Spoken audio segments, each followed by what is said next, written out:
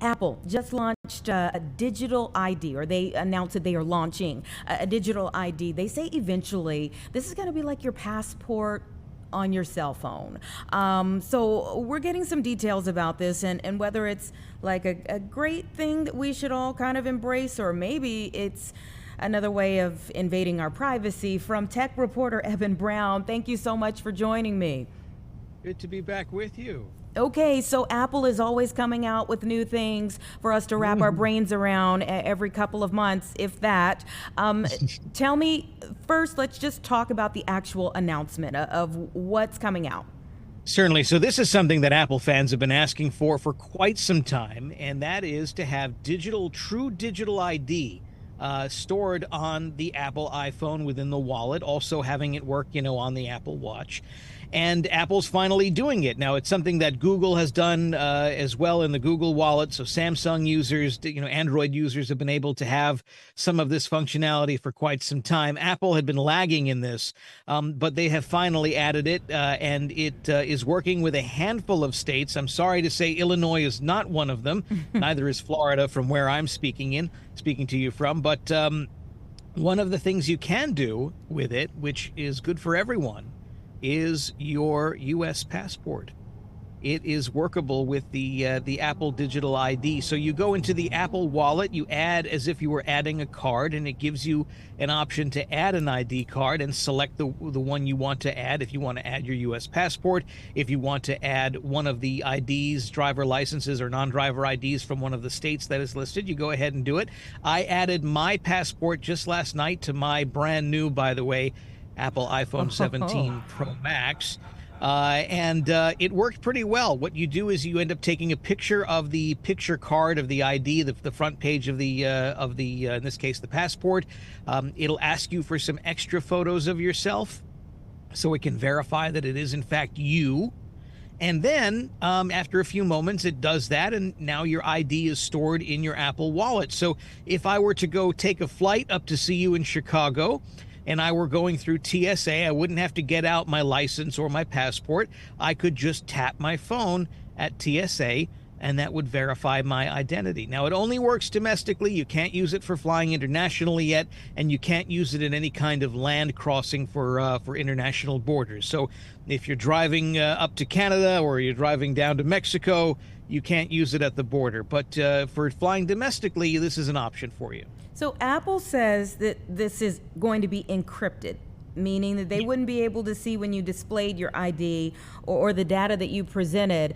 But obviously there is the question of who could crack that code and see things that you wouldn't want them to see. Well, that is always a risk, and you have to think about what is associated with the type of ID that you're storing in the phone, right? If it's your driver license or it's your passport, that's usually not tied too much to things like financial information or anything else. It may have your address, of course. I mean, that's always a thing. And there will always be a risk with technology that sometimes it can be breached, it can be ruptured. But Apple is known for its pretty robust security and its way of randomizing and anonymizing things in those data transfers. So there's a high degree of security. There's a high degree of belief in that security. And so there's a lot of confidence that you can do this safely. Of course, if you don't want to, you don't have to. No one's pushing you into digital ID. If you want to continue to bring out your actual ID card, that's fine. In fact, you can't get rid of your actual ID. The digital ID does not replace the license or the passport. You still have to have that with you, but you can leave it in your pocket. You can leave it in your pocketbook or your purse. You don't have to go grab it, especially in that security line. Chances are your phone is in your hand anyway, right? So that just makes things a bit more easy for you going through the TSA line. Yeah, and very clearly, I mean, you said you have the 17. I think I'm working with like 11 or 13 here. But clearly, you embrace new technology very quickly as a tech reporter. I mean, that makes a lot of sense. Obviously, it seems like you would have more of a generational shift too, like for our senior citizens or folks who it takes them a while to get on board. So it's good to hear that maybe this wouldn't be like an overall game changer, just something that if people who are techies would like to add to their repertoire, they can. Certainly they can, and you don't really have to be a techie. I mean, if you are someone that uses your Apple Wallet to make payments at the store when you're buying your groceries or whatnot, you're using the same app in that case. So it's not anything different really. If you have your debit card stored on there, you have a credit card stored on there, you use something along the lines of like Apple Cash, for instance, to make payments. It's already there. So you have some experience with this app or these types of apps anyway. Again, if you're a Samsung and an Android user, you already have this kind of familiarity as well by using that to make your payments at the store. So this is just something else that you can use that app for. In this case, it's your ID as opposed to your payment card. And for, I think, a lot of people, there's going to be some very quick and easy adaptation to this. Like I said, Apple fans have been clamoring for this for quite some time. So I suspect a lot of people will take advantage of this rather quickly. Mm-hmm. And you mentioned the Android, so it would be the same for Android users.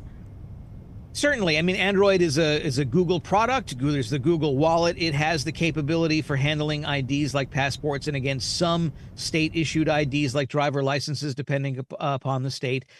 So if you are already familiar with that, adding this to that is not going to be any really different, I think, to you. I think you're going to have a pretty easy time adapting. But again, the Android users have been doing this for a while. Apple is sort of catching up here.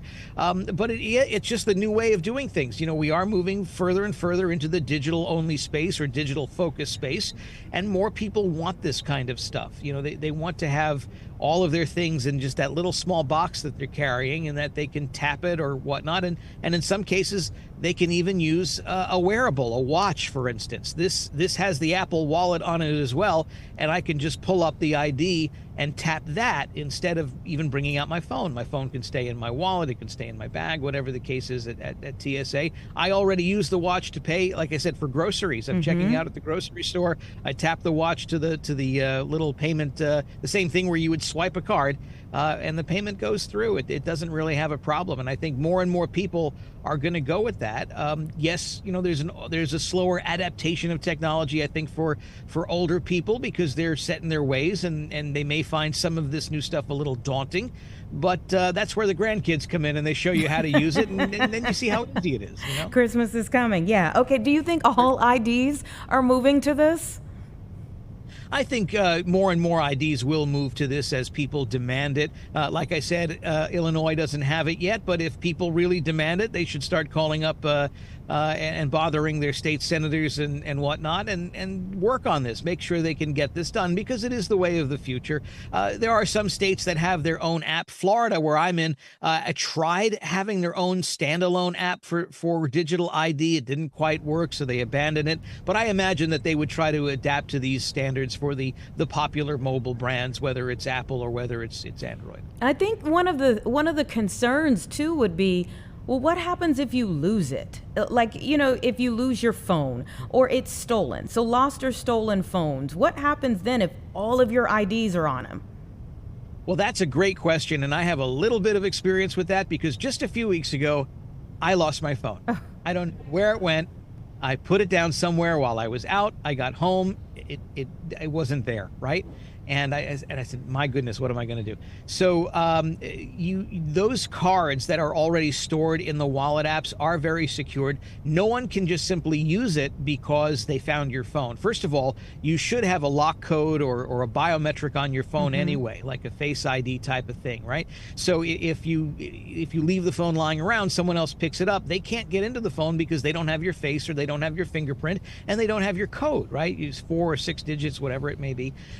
And so that's one degree of security. And with the Apple Wallet specifically, if I go to make a payment, let's say again at the grocery store, it has to be triggered by my Face ID. So someone can't just simply get into my phone. Let's say they had the code, and they get into the phone and they pull up the wallet and they pull up my debit card and they go to buy something that's very expensive. That purchase won't go through without having my face there for it to read. So you can imagine that type of security is also in effect for the ID.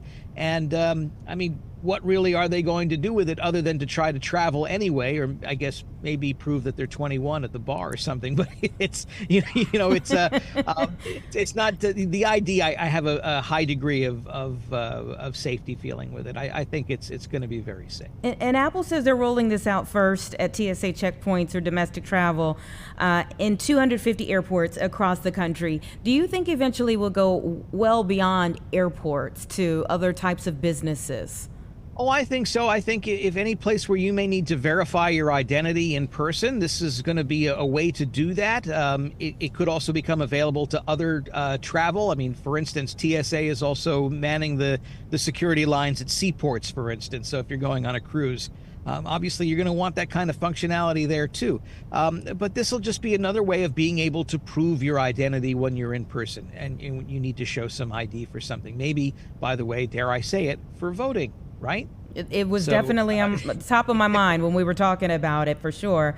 Let me ask you on a final note here. You have so many different pieces of technology that you've been showing off. What is your favorite technology at the moment? My favorite bit of technology is the pillow, because I go to sleep and it's kind of weird. I know that, honestly, I just got the new iPhone 17. Now, I'll confess something here. The phone that I lost was not my personal phone. It was the company phone. Uh-oh. And I thought I was going to be in big trouble, but I hadn't lost a company phone in more than a decade. The last phone I lost was a BlackBerry. That's how far back it was.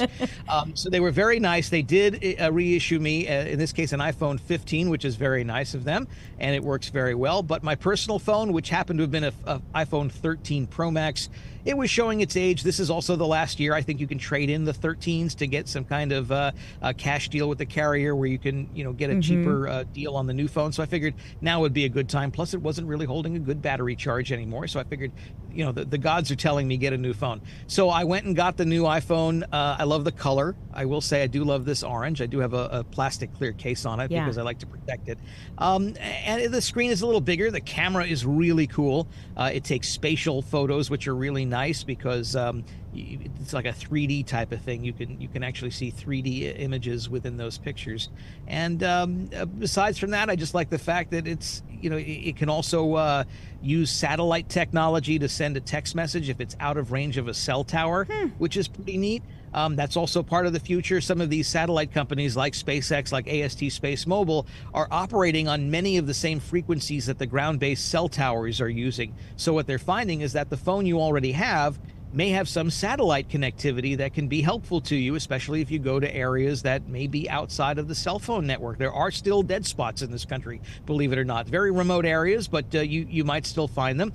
And therefore, you don't need an old-fashioned satellite phone, which was about, yay big with a yay high antenna, and you'd walk around hoping to keep the satellite signal, which many of us reporters did in places like Iraq, back in the day, 20 some odd years ago. Yeah, absolutely. We've come a long way, my friend. All right. Well, thank you so much for your time and sharing your expertise, Eben Brown. You're welcome. Take care.